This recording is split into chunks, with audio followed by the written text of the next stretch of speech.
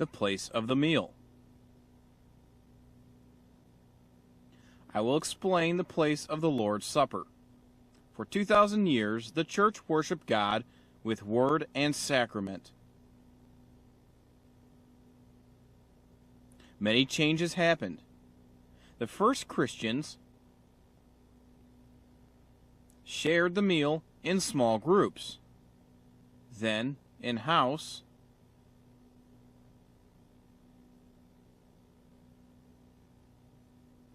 churches using freestanding wooden tables. After a few hundred years, the church celebrated the Lord's Supper at the graves of martyrs in the funeral service. Many churches built altars over the graves. Holy people became buried in the altars. They showed respect, making a canopy over the altar with a low fence. In the Middle Ages, they pushed altars against the wall, having large carvings. They cover the altars with beautiful pyramids, adding a beautiful cross.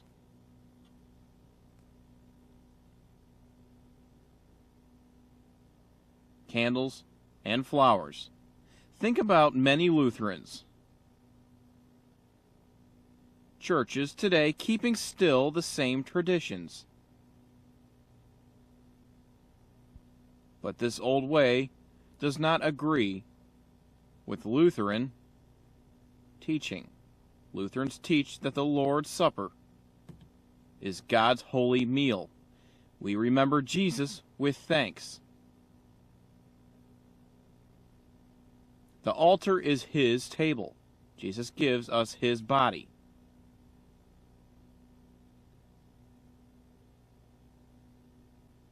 And blood with forgiveness, life, and salvation. Christ gives and we receive. Christ invites us, serves us, and we receive His meal. His true body and blood given to us forever.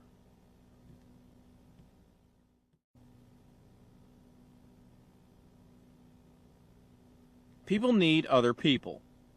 When we share in Jesus' meal, a Holy Communion meal, we share this meal with our baptized family of God. It is a meal of joy and thanksgiving, with fellowship and love. We have communion with God, communing with each other. The pastor stands where?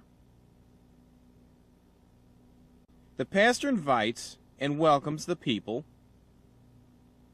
for God into his home. The pastor looks at his people with the altar sitting between, built like a table.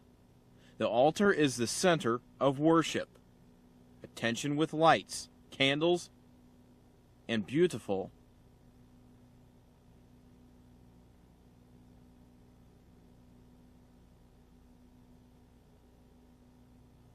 cloths. Flowers are near, but not on the altar. The congregation meets around the altar, not opposite.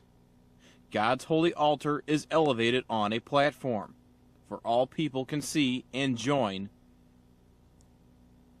pastors serving.